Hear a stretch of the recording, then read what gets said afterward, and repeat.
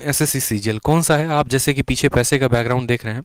Income tax सुनते ही हमारे मन में जो है स्पेशल इस तरीके से पूरी भावनात्मक चित्र बन जाती है कि भैया इनकम टैक्स है यानी पैसा होगा। ठीक है, इनकम टैक्स यानी क्या हो गया? पैसा हो गया।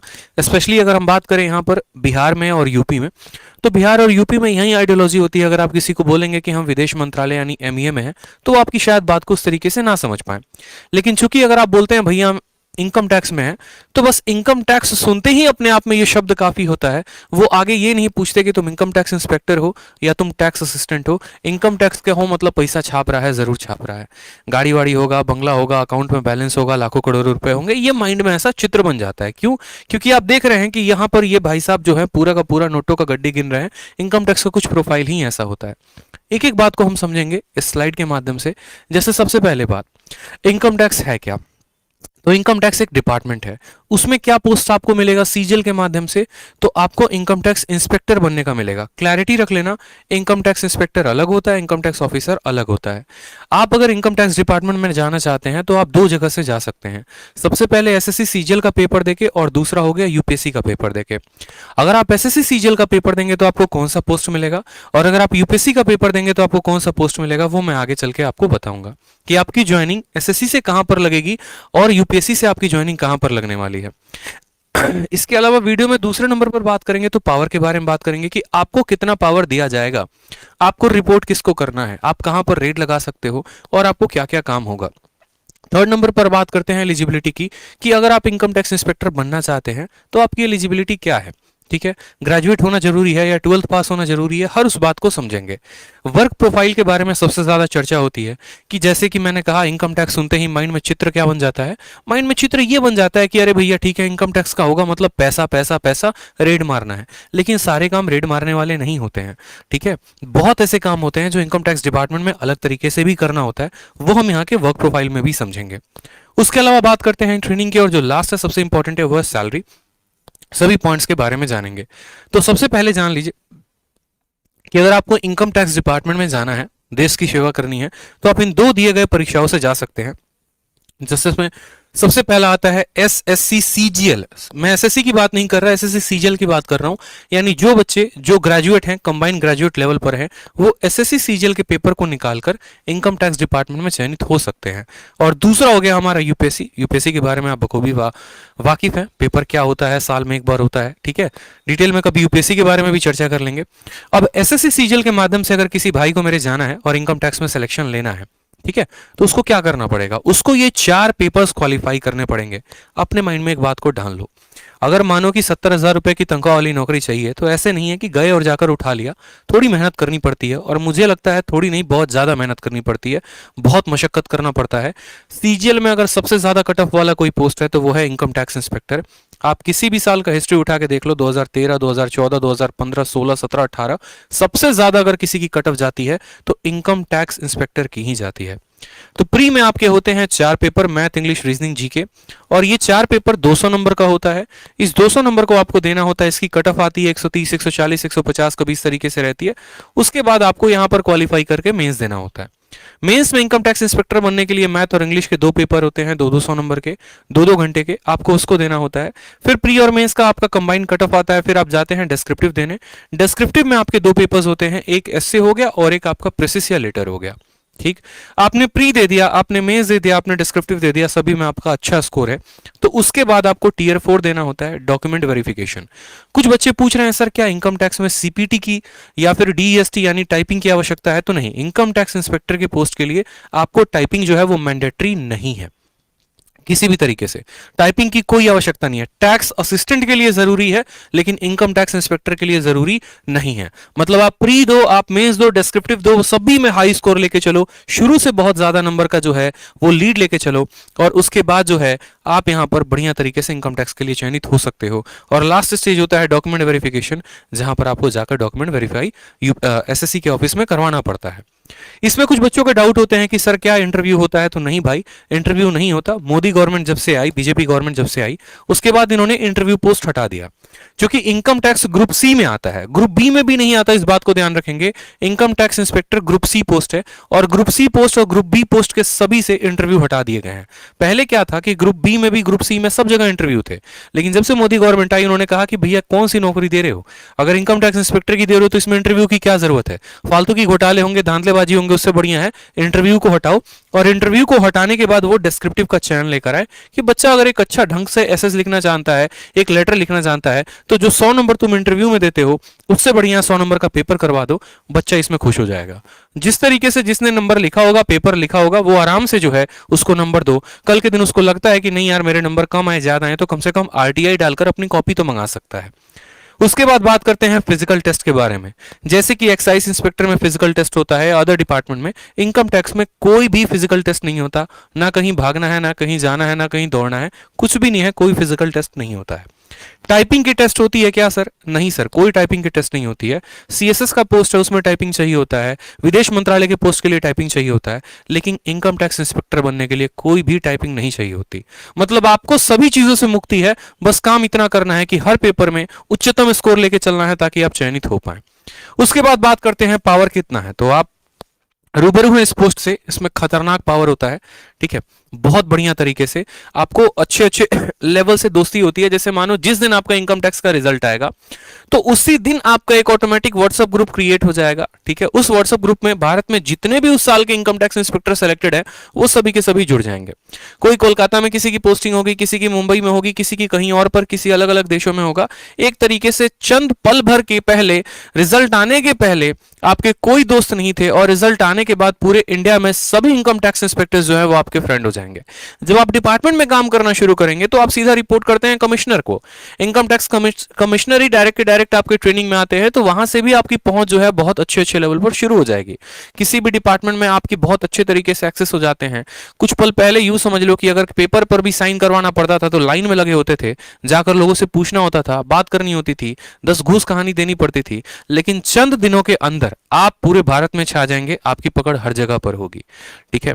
यहां तक कि अगर आपके पड़ोसी को भी पता और वो करोड़पति है और उसको पता है कि इनकम टैक्स में है, तो वो भी थोड़ा संभल कर चलेगा कि भैया कहीं अगला हम पे रेड ना मरवा दे, ठीक है। इस बात से भी लोग बहुत ज्यादा डरते हैं। आपका जो नाम का आईडी कार्ड ही है ना, वो पूरे भारत में काफी है। कहीं पर भी आपकी पहचान को कराने के लिए आपको कुछ नहीं दिखाना, बस आयकर विभाग लिखा अपने आप में शब्द आज के समय में काफी है। क्योंकि आज के समय में टैक्स की चोरी हो गई, पैसे की चोरी हो गई, हर कोई करता है।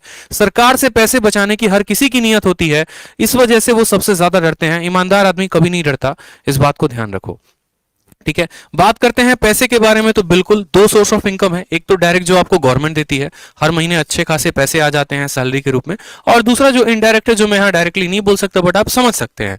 इनडायरेक्ट माध्यम से किस तरीके से, पुरानी प्रथा है, चलते आ रही है, ठीक है। करप्शन जो है वो एक पार्ट है, तो उस करप्शन के कहीं ना कहीं आप भी भागीदार होंगे अगर आप भी इनकम टैक्स में ऊपरवार लेंगे तो। खैर मैं ये नहीं बोलूंगा आपको लेना सही है या गलत है, वो आपकी चॉइस है। जैसे डॉरी सिस्टम में दहेज प्रथा है, वो आपकी चॉइस होती है कि आप लेते हैं नहीं लेते हैं, उसमें मेरा कोई कमेंट नहीं रहेगा। लेकिन हाँ, पैसे बहुत हैं। अगर आप चाहो तो आप एक दिन में भी, जैसे मेरा एक दोस्त है, खुद है, स्टूडेंट भी है, उसने बताया कि सर हमारा 2018 से वो सेलेक्टेड है। जब वो गए पहले दिन तो उनको ट्रेनिंग में ये बोला गया, उनके जो कमिश्नर है उन्होंने आके ये बात कही कि देखो भैया बात ऐसी है कि तुम्हारे ऐसे भी दिन आएंगे जिस दिन तुम्हें पहले ही दिन इतनी पैसे ऑफर कर दिए जाएंगे जितने तुम्हारे पूरे एक महीने की सैलरी है। तो अभी थोड़ा संभल कर चलना, 2-3 महीने बाद जो है अपना देख लेना। यानी अपना देख लेना कहने का मतलब क्या हो गया कि मेरा दोस्त ये बोल रहा था कि वो कहना क्या चाह रहे हैं, कहना क्या ये चाह रहे हैं कि मतलब तुम्हें लेना है, या कहना ये चाह रहे हैं तुम्हें नहीं लेना है। तो ऐसा नहीं है, वो आपके ऊपर डिपेंड होता है। बट हाँ, पैसे हैं, अच्छे खासे पैसे हैं, पावर भी है, पैसा भी है, और सोशल स्टेटस समाज में बहुत ज्यादा है। अगर आप एसएससी सीजीएल में किसी भी पोस्ट में अगर आप लग रहे होते हैं तो सबसे ज्यादा पावरफुल जो पोस्ट है वो इनकम टैक्स की ही है, और उसके बाद दूसरा विदेश मंत्रालय है, ठीक है। थर्ड बात करते हैं एलिजिबिलिटी के बारे में। आप कैसे एलिजिबल होंगे दोस्त, आप इस इंस्पेक्टर पोस्ट के लिए कैसे अप्लाई कर सकते हैं, कैसे बन सकते हैं, क्या एलिजिबिलिटी होगी। हर कोई तो एलिजिबल नहीं हो सकता ना, ठीक है, कि जो मर्जी आया वो इनकम टैक्स इंस्पेक्टर के लिए अप्लाई करेगा बन जाएगा, ऐसा नहीं है। इनकम टैक्स इंस्पेक्टर बनने के लिए आपको ग्रेजुएट होना जरूरी है। किसी भी यूनिवर्सिटी से आपने ग्रेजुएशन किया है, चाहे आपने ऑनर्स किया है या बीटेक किया है, आप इनकम टैक्स इंस्पेक्टर के फॉर्म के लिए भर सकते हैं, सीजीएल का फॉर्म भर सकते हैं। और उम्र जो है वो 30 साल तक है, 30 साल के बाद आप नहीं भर सकते। कुछ अलग अलग कास्ट में जो रिलैक्सेशन होता है वो आपको मिलेगा, जैसे ओबीसी को रिलैक्सेशन मिलता है, एससी एसटी को रिलैक्सेशन मिलता है, और अदर लोगों को भी। आप सभी का टारगेट जो है वो है इस वीडियो को ज्यादा से ज्यादा लोगों तक तक शेयर करना, क्योंकि आज जो मैं जानकारी दे रहा हूं वो एक ऐसी जानकारी है जो आपको किताबों में नहीं मिलने वाली है, जो आपको किसी दोस्त से नहीं पता चलने वाला है। अगर पता चल रहा है तो आपको हमारी वीडियो से चल रहा है, और ये बात आप भी जानते हैं। आप जितना ज्यादा शेयर करेंगे हम उतना ज्यादा एफर्ट लगाएंगे, बढ़िया से बढ़िया कंटेंट आपको बताएंगे, सही चीजों का मार्गदर्शन करेंगे ताकि आपका विजन क्लियर हो सके और जो सपना है आपका बनने का, उस सपने को आप हकीकत में बदल सको। तो आप सभी जो है हर जगह पे एक पल का अपने अंदर का हट हटाकर वीडियो को तुरंत भावनात्मक रूप से जरूर शेयर करो। हर किसी को शेयर करो, क्योंकि अगला स्टूडेंट भी आपके वीडियो के लिए वेट कर रहा है। आप बहुत ऐसे टेलीग्राम ग्रुप में जुड़े होते हैं, बहुत ऐसे व्हाट्सएप ग्रुप में जुड़े होते हैं, आपको पता है कि आप वहां शेयर कर सकते हो, तो बस वो शेयर कर दो, ठीक है, ताकि बाकी बच्चे भी हमारे साथ जुड़ पाए। वर्क प्रोफाइल की बात करें यहां पर, तो चूंकि ये ग्रुप सी पोस्ट है, ग्रुप बी भी नहीं है, इस मिथ में नहीं रहेंगे, ग्रुप सी पोस्ट है, और यहां पर जो सैलरी है वो 4600 ग्रेड पे है।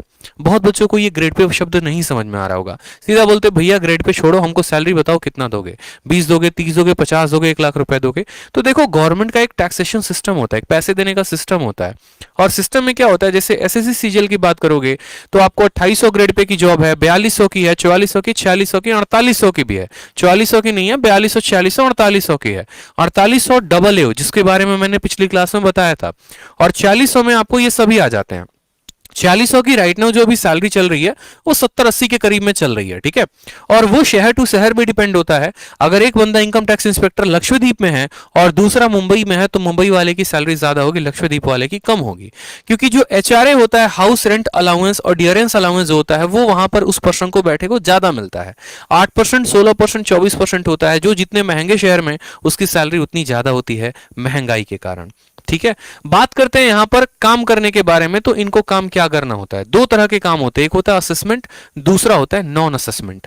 असेसमेंट में अगर बात करेंगे तो जैसे ये सभी के इनकम टैक्स के रिकॉर्ड को वेरीफाई करते हैं कि भैया फलाने आदमी ने कितना भरा, फलाने आदमी ने कितना भरा, कितने कितने सैलरी इन लोगों ने भरी है, ठीक है, और कितना कितना टैक्स गवर्नमेंट को इन्होंने दिया है। इस वजह से अभी आप देख रहे होंगे कि आपके पैन कार्ड को आपके बैंक अकाउंट से लिंक किया जा रहा है, इस वजह से ताकि गवर्नमेंट ये ट्रैक कर पाए कि आपका अकाउंट जो है, आपका पैन कार्ड कितने अकाउंट से लिंक है, आप कितना कितना पैसा किस किस अकाउंट में रखे हुए हो, आप सरकार को दे रहे हो इनकम टैक्स के रूप में पैसा या नहीं दे रहे हो। तो इन चीजों का जो वेरिफिकेशन होता है वो इनकम टैक्स डिपार्टमेंट करती है।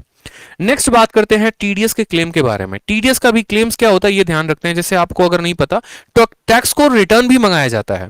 जैसे जितने लोग एग्जांपल के तौर पे मान लीजिए हम यहाँ नौकरी कर रहे हैं, मुझे यहाँ पर 10 लाख रुपए मिले, लेकिन वो 10 लाख के 10 लाख मैंने खर्च कर दिए और इसी एजुकेशन में ही खर्च किया, तो उसका मैं क्लेम करता हूं कि भैया मुझे आईटीआर वापस दो, इनकम टैक्स रिटर्न वापस दो, वो भी मुझे मिलता है। तो इन सभी चीजों का लेखा जोखा कौन रखता है? इनकम टैक्स डिपार्टमेंट रखती है।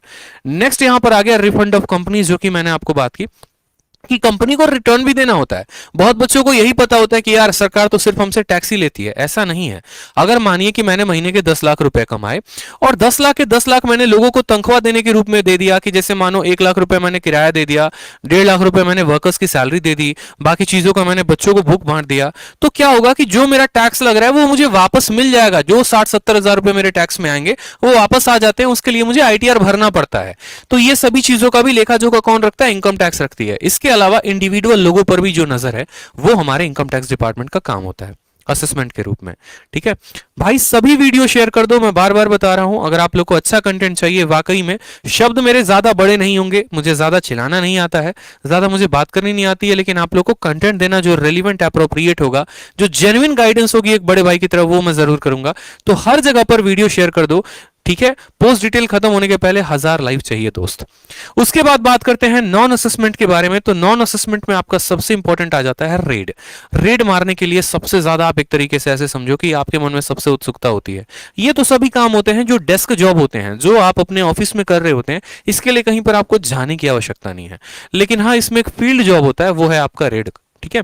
जैसे आपने एनालाइज कर लिया, आपने पूरा का पूरा एकदम अपना जाल बिछा लिया। जैसे अभी कोई पीयूष जैन या आयुष जैन जो भी थे कानपुर में, पूरा का पूरा अपना डिपार्टमेंट सोच समझ के रहती है कि हाँ भैया इसके पास इतने की वेल्थ होगी, ऐसा होगा, इस तरीके से इसने कमाया होगा, चलो इसके ऊपर जो है बढ़िया से रेड मारते हैं। ऐसा नहीं कि आज मन बनाया उनके ऊपर रेड मारना है तो चले जाएंगे। पूरी एक असेसमेंट होती है, वारंट निकलता है, उस वारंट के तहत आपका पूरा का पूरा एक ऊपर से लेके नीचे तक हर ऑफिसर के सिग्नेचर्स होते हैं उसके अंदर, ठीक है, और आपको पूरा अधिकार दिया जाता है। तब आप वहां से जाते हैं वारंट लेकर और आप वहां पर रेड मारते हैं। और रेड सिर्फ 1 घंटे 2 घंटे की नहीं होती है मेरे भाई। जब तक अगले के पूरे पैसे तुमने वसूल नहीं कर लिए ना, तब तक उसके घर पे रेड पड़ी होती है।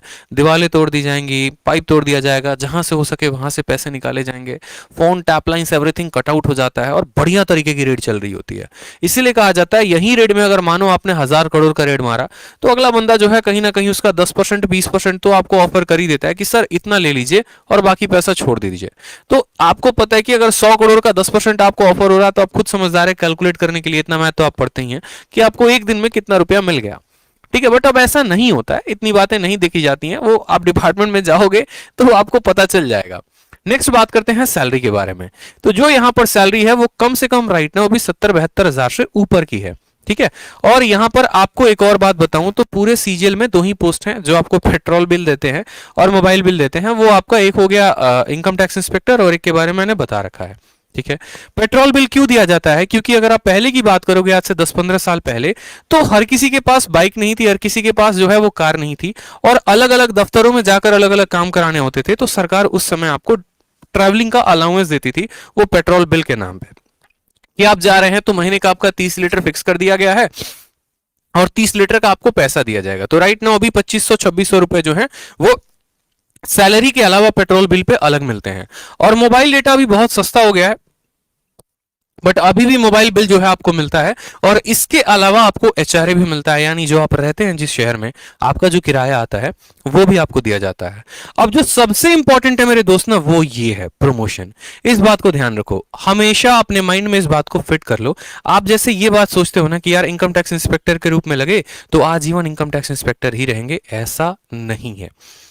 ठीक है, आप जिस तरीके से सरकार को अपनी सेवाएं देते रहते हैं, उनको भी इस बात का ध्यान होता है कि अगला हमारे लिए बहुत मेहनत कर रहा है, तो इसका भी ध्यान रखा जाए। और उसी तरीके से आपका यहां पर प्रमोशन भी चल रहा होता है। सबसे पहले बात करें यहां पर तो टैक्स असिस्टेंट, ये भी सीजीएल के पोस्ट से ही कोई लगता है। ठीक है, उसके बाद सीनियर टैक्स असिस्टेंट। अब देखो सीजीएल में क्या होता है कि आप ऐसे समझो, मानो 700 का पेपर हुआ, तो 700 में मैं अगर आपको ये बोलूं तो 650 जाती है इनकम टैक्स की कट ऑफ और मानो 600 जाती है आपको टैक्स असिस्टेंट की कट ऑफ। यानी मेरे 2 दोस्त हैं, राम है और श्याम है, दोनों ने ऐसे सीजीएल की तैयारी की, दोनों ने पेपर को दिया। राम के नंबर 600 आए और श्याम के नंबर 650 आए। कट ऑफ गई 650, तो श्याम जो है हमारा इनकम टैक्स इंस्पेक्टर बन गया और राम उसी एसएससी सीजीएल पोस्ट से बेचारा टैक्स असिस्टेंट बन गया। तो क्या कभी राम इनकम टैक्स इंस्पेक्टर बन पाएगा? तो जी हां, बिल्कुल बन पाएगा। एसएससी सीजीएल में जो बंदा टैक्स असिस्टेंट लगता है, 3 सालों के बाद क्या होता है कि उसका प्रमोशन सीनियर टैक्स असिस्टेंट में लग जाता है। इसकी सैलरी कम है, पावर कम है, सब कुछ है, इसको टाइपिंग का भी टेस्ट देना पड़ता है। 3 सालों के बाद ये सीनियर टैक्स असिस्टेंट बनता है, फिर उसके 3 सालों के बाद ये इनकम टैक्स इंस्पेक्टर बन जाता है। क्यों भैया? क्योंकि इसकी कट ऑफ कम थी, ये कम नंबर लेकर आया था। लेकिन वहीं पर जो हमारा श्याम है उसके नंबर ज्यादा थे, 700 में 650 थे और कट ऑफ कितनी गई थी? 650। तो ये बंदा डायरेक्ट जो है यहां पर सीधा का सीधा इनकम टैक्स इंस्पेक्टर लगता है। अब इनकम टैक्स इंस्पेक्टर ये बंदा लग चुका है, जैसे मानो मेरा जो है रिजल्ट आया, मैं इनकम टैक्स इंस्पेक्टर बन गया, तो उसके बाद क्या होगा? 6 से 10 साल तक लग जाते हैं इनकम टैक्स ऑफिसर बनने में। और बच्चों को ये दोनों बारे में इंफॉर्मेशन ही नहीं होता है, वो समझते हैं इनकम टैक्स इंस्पेक्टर और इनकम टैक्स ऑफिसर दोनों सेम है। बहुत लोग तो अपने कमरे में आईटीओ लिख दी।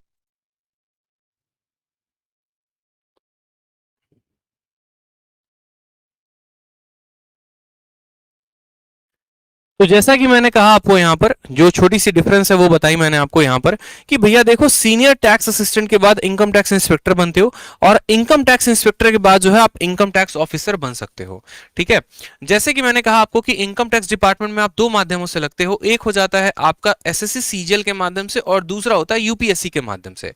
तो एसएससी सीजीएल क्वालिफाई करके आप इनकम टैक्स इंस्पेक्टर बनते हैं और यूपीएससी क्वालिफाई करके आप assistant commissioner of income tax यानी एसीआईटी बनते हैं। ठीक है, तो आप यहां से लेकर यहां तक, आपको अगर मानो कि आज आप यूपीएससी का पेपर देते हो, आपका नहीं निकलता है, तो भी कोई दिक्कत की बात नहीं है।